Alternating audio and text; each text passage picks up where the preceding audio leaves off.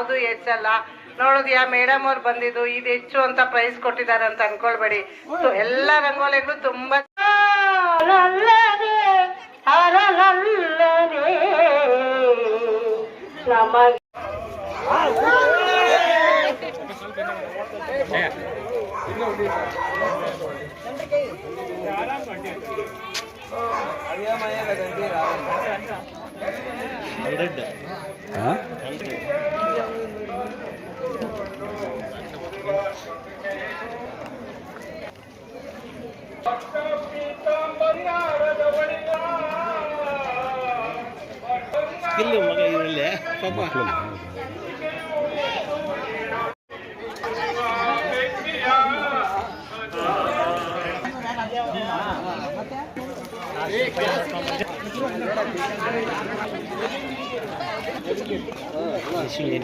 ಚೆನ್ನಾಗಿ ಹಾಕೋರು.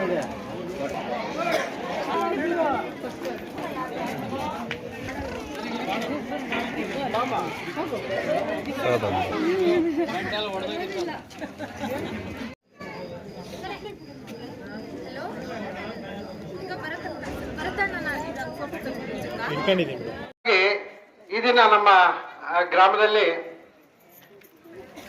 ಮಾಜಿ ತಾಲೂಕ್ ಪಂಚಾಯತಿ ಅಧ್ಯಕ್ಷರು ಲಕ್ಷ್ಮೀನಾರಾಯಣ ರೆಡ್ಡಿ ಅವರು ಒಂದು ರಂಗೋಲಿ ಸ್ಪರ್ಧೆ ಮಾಡಿದ್ರೆ ಹೆಂಗಿರ್ತದೆ ಅಂತೇಳಿ ಅಂದಾಗ ಅದಕ್ಕೆ ಗ್ರಾಮಸ್ಥರು ಒಪ್ಪಿ ಈ ಒಂದು ಕಾರ್ಯಕ್ರಮ ಹಮ್ಮಿಕೊಂಡಿದ್ವಿ.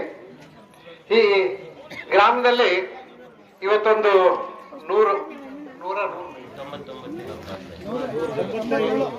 ಸುಮಾರು 100 ರಂಗೋಲಿ ಸ್ಪರ್ಧೆಗಳು ಇವತ್ತು ಬಿಡಿಸಿದ್ದಾರೆ.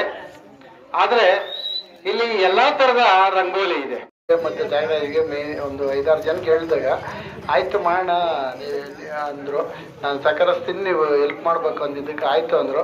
ಅದ್ರ ಪ್ರಕಾರ ಪಾಪ ಅವರು ಎಲ್ರು ಎಲ್ಲ ಕೆಲಸ ಕಾರ್ಯಗಳು ಬಿಟ್ಟು ಊರಿನ ಅಕ್ಕ ತಂಗಿರು ನಮ್ಮ ತಾಯಂದಿರು ಎಲ್ಲ ಬಂದು ಈ ಹಬ್ಬದ ಥರ ಮಾಡಿ ಇವತ್ತು ಊರಿಗೆ ಒಂದು ಕಳೆ ಬರೋ ಥರ ಮಾಡಿಕೊಟ್ಟಿದ್ದಕ್ಕೆ ಎಲ್ರಿಗೂ ಧನ್ಯವಾದ ಹೇಳ್ತಾ, ಮತ್ತೆ ಈ ಯಾರು ನಾವು ಹೇಳಿಲ್ಲ ಈ ಥರ ಮಾಡಿ ಅಂತ, ಅವ್ರಿಗೆ ಏನೈತೆ ಏನಿದ್ರು ನಿಜಾಂಶ ಇಲ್ಲಿ ಮಾಡಿ, ಸತ್ಯಾಂಶ ಏನೈತೆ ಅದೇ ಮಾಡಿ, ನಿಮ್ಗೇನು ತೋಚುತ್ತೋ ಆ ಥರ ಮಾಡಿ ಅಂತ ಹೇಳಿದರೆ ಅವ್ರು ಯಾರಿಗೆ ಹೇಳಿದ್ರು ಯಾರು ಬೀಳಬಾರ್ದು, ಎಲ್ರಿಗೂ ಸಮಾಧಾನಕರ ಬಹುಮಾನ ಕೊಡಬೇಕು ಅಂತೇಳಿ ಹೇಳಿದ್ದೆ. ಆಯಿತು ಅಂದರು. ಅದೇ ಥರ ಮಾಡ್ತಾ ಇದ್ರಿ, ನೀವೆಲ್ಲ ಸಹಕರಿಸ್ಬೇಕು ಅಂತೇಳಿ ಕೇಳ್ಕೊಂತ ನಮ್ಮೂರು ಜನ ಸಹಕರಿಸಿದ್ದಕ್ಕೆ ಎಲ್ರಿಗೂ ನಾನು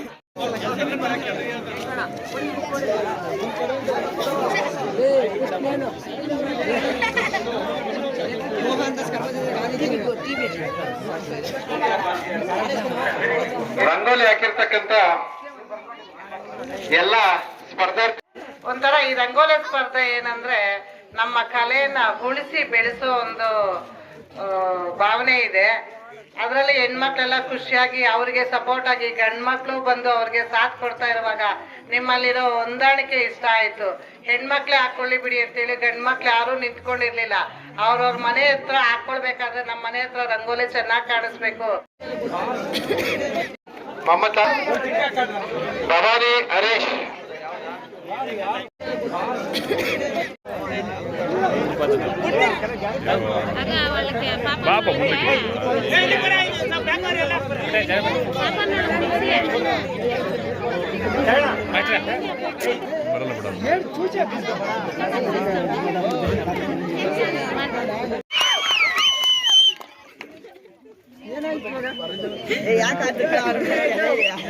ಮೊದಲನೇ ಬಹುಮಾನವನ್ನು ಘೋಷಿಸಲಾಗಿದೆ.